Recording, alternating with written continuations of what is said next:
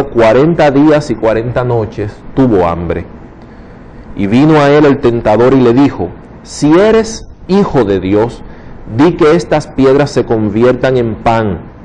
Él respondió y dijo: escrito está, no solo de pan vivirá el hombre, sino de toda palabra que sale de la boca de Dios. Vemos acá cómo nuestro Señor Jesucristo, una vez es bautizado, es llevado por el Espíritu al desierto, y allá dura 40 días y 40 noches en ayuno, en una comunión con Dios. Una vez sale del ayuno, es lógico que tenga hambre, porque Él fue 100% Dios, pero también fue 100% hombre. Entonces tuvo hambre. Al tener hambre, viene el tentador, porque el tentador busca nuestras debilidades para atacarnos en ellas, y le tienta en ese sentido y le dice: si eres el Hijo de Dios, di a estas piedras que se conviertan en pan. Y él le dice: escrito está, que no solo de pan vivirá el hombre, sino de toda palabra que sale de la boca de Dios.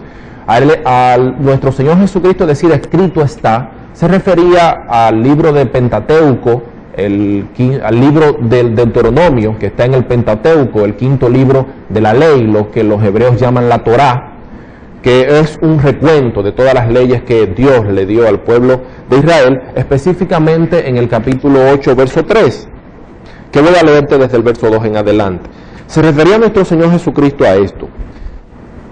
Dice el Señor: y te acordarás de todo el camino por donde te ha traído Jehová tu Dios estos 40 años en el desierto, para afligirte, para probarte, para saber lo que había en tu corazón, si habías de guardar o no sus mandamientos, y te afligió, y te hizo tener hambre, y te sustentó con maná, comida que no conocías tú, ni tus padres la habían conocido, para hacerte saber que no solo de pan vivirá el hombre, mas de todo lo que sale de la boca de Jehová vivirá el hombre.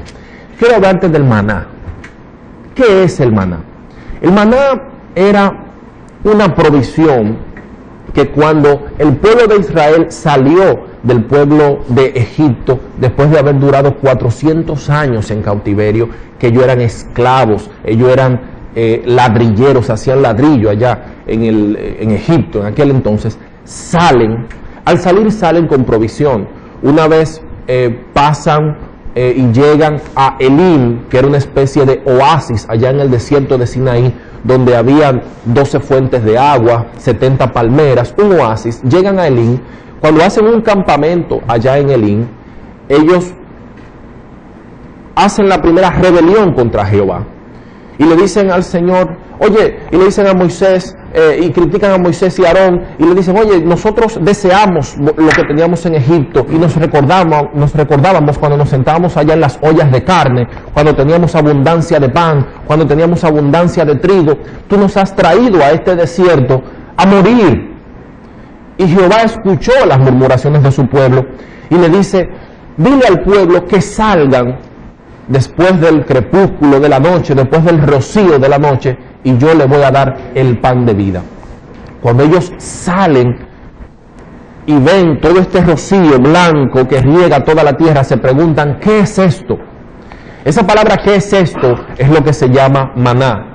Viene del griego y significa maná. Maná significa ¿qué es esto? También historiadores como Josefo hablan de que esa palabra maná viene de una expresión egipcia, porque ellos tenían vocablos egipcios, porque duraron 400 años en ese pueblo, que significa menú, de donde viene la palabra que hoy conocemos como menú, que lo que quiere decir esto es comida. Entonces el maná era una provisión diaria que Dios le daba al pueblo de Israel. Ahora bien, hay ciertas características del maná que quiero tratarte. Primero, el maná, el Señor lo daba diariamente. Él diariamente daba una provisión cuando caía el rocío sobre el campamento del pueblo de Israel. Después del rocío venía el maná. El maná no se daba para almacenar, el maná se daba diariamente, y el pueblo de Israel cuando salía solo podían tomar la cantidad que era más o menos de un gomer. Un gomer era la 10ª parte de un efa. Un efa, una medida que usaba el pueblo hebreo, era una especie de una canasta. Ellos solamente podían tomar diariamente la 10ª parte de una canasta. Pero se tomaba diariamente. No obstante a eso, algunas personas del campamento salían y trataban de almacenar más. Pero eso que ellos almacenaban, que sobraba, se pudría, hedía, porque solamente Dios le daba la provisión diaria.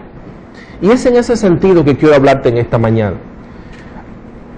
Cuando Dios me dio esta palabra, yo venía analizando en ella, cuando oraba anoche para buscar la revelación de Dios sobre esta palabra, Dios me confirmó que era lo que el Señor quería que yo te hablara en esta mañana, porque hay personas que andan en maná, hay personas que solamente están recibiendo el maná de Dios, hay personas que solamente están recibiendo la provisión diaria, hay personas que no pueden ahorrar, hay personas que no pueden almacenar, hay personas que no pueden guardar para mañana, hay personas que solamente Dios le está dando para poder comer el pan diariamente. He sentido de parte de Dios de que hay personas que solamente ganan y lo que ganan solamente lo pueden utilizar para pagar las cuentas que tienen. Solamente lo pueden utilizar para saldar los compromisos que tienen. No les da para guardar. Pero quiero darte una revelación en esta mañana si estás pasando por esa situación. Porque el maná era un proceso. El maná tenía un propósito, que era llevar al pueblo de Israel hacia la tierra de Canaán.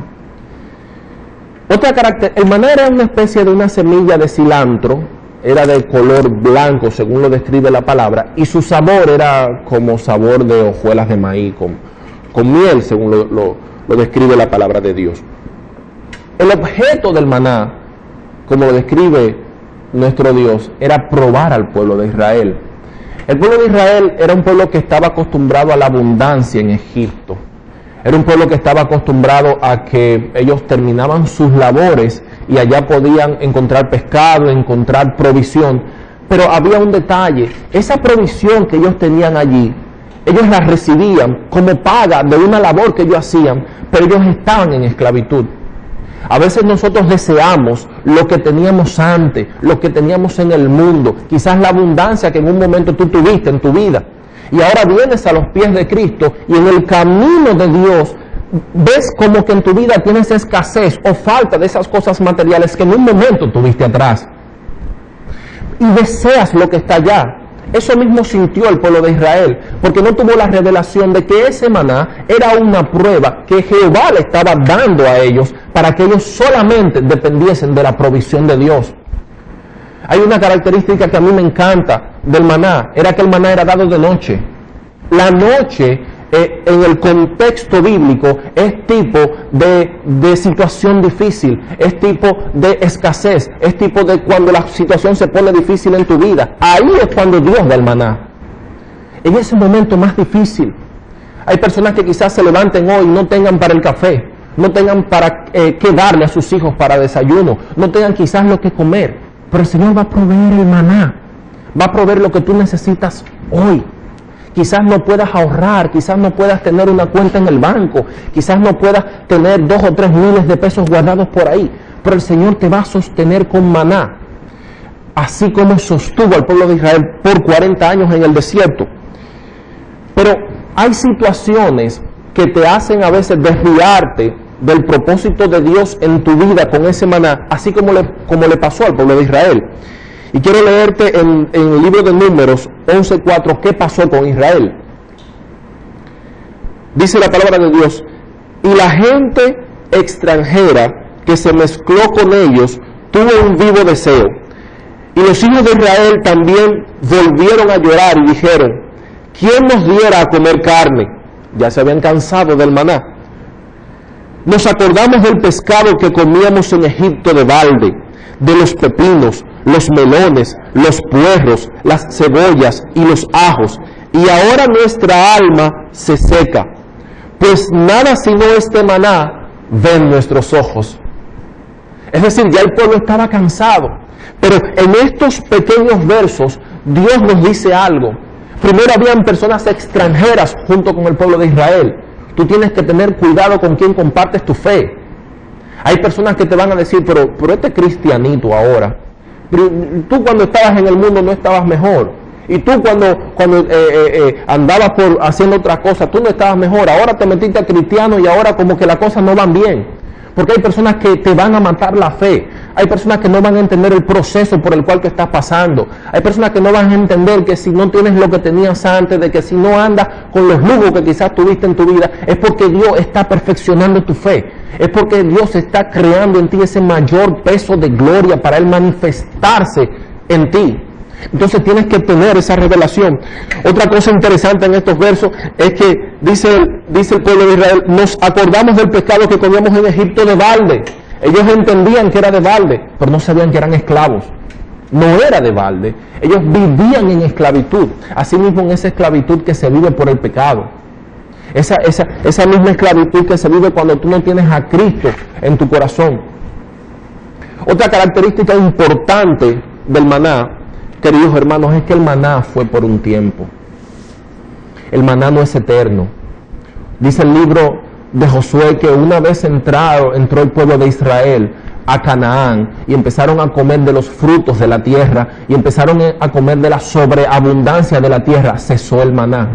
El maná es por un tiempo. El maná es un periodo en tu vida. Si hoy tú estás solo obteniendo el maná, si hoy solamente lo que llega a tu vida es una pequeña porción, solamente te da quizás para la comida, solamente te da quizás para el colegio de los niños, quizás te da solamente para tú sostenerte de lo más básico, quiero decirte que es por un periodo de tiempo.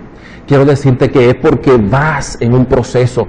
Quiero decirte que es porque vas camino a Canaán donde hay abundancia. Pero ese maná Dios lo proveyó para probar la fe del pueblo de Israel. El Señor quiere probar tu fe, quiere saber de quién dependes, quiere que le des toda la gloria y la honra a Él. Jesús podía convertir las piedras en pan. El mismo tentador se lo dijo: si eres el Hijo de Dios, dile a esas piedras que se conviertan en pan. Como Él diciendo: óyeme, si tú eres el Hijo de Dios, tú tienes la potestad de convertir esas piedras. Y Él sabía que Jesús era el Hijo de Dios, Jesús también lo sabía. Pero Él dijo: es que no solamente de pan vivirá el hombre, sino de toda palabra que sale de la boca de Dios. Él quiere que tú dependas de Él. Él quiere que, óyeme, cuando la noche esté más oscura, tú clames a Él. Él quiere que diariamente tú le des la gloria y le digas: Señor, aunque no tengo, Señor, yo sé que tú tienes. Señor, aunque no veo, yo sé que tú ves por mí. Señor, yo sé que tú velas por mí. Yo sé que tú me das la provisión. Hay extranjeros, personas extrañas que van a venir a decirte: ¿pero qué tú haces en ese trabajo? Tú puedes irte a otro lugar. Óyeme, tú puedes ir a otro lugar que tú ganes mejor dinero. ¿Qué tú haces ahí? ¿Por qué tú no? Óyeme, no. El Señor quiere que estés ahí porque quiere glorificarse en ti. La palabra de Dios dice en el libro de Santiago: hermanos, tenéis por sumo gozo cuando os halléis en diversas pruebas, sabiendo que la prueba de vuestra fe produce paciencia. El Señor quería crear en el pueblo de Israel una paciencia para poder fortalecerlos, para cuando entraran a la plenitud, para cuando entraran a Canaán, tuvieran la fortaleza y la certeza de poder creer y depender solamente de Él. Pudiera seguir hablándote de este tema toda la mañana. Toda la mañana. La palabra de Dios es abundante, se hace rica. Pero quiero decirte que si estás pasando por ese maná, si estás pasando por ese proceso, es solamente por un tiempo. El maná no fue dado para siempre. Hoy el Señor dispuso un poco para que se guardase para memoria de las posteridades. Si tienes maná, alégrate, porque es que vas camino a Canaán. Después que hayas pasado la prueba, que estés aprobado, el Señor te dirá: bien, buen siervo y fiel. En lo poco fuiste fiel, en lo mucho te pondré. Quiero orar por ti.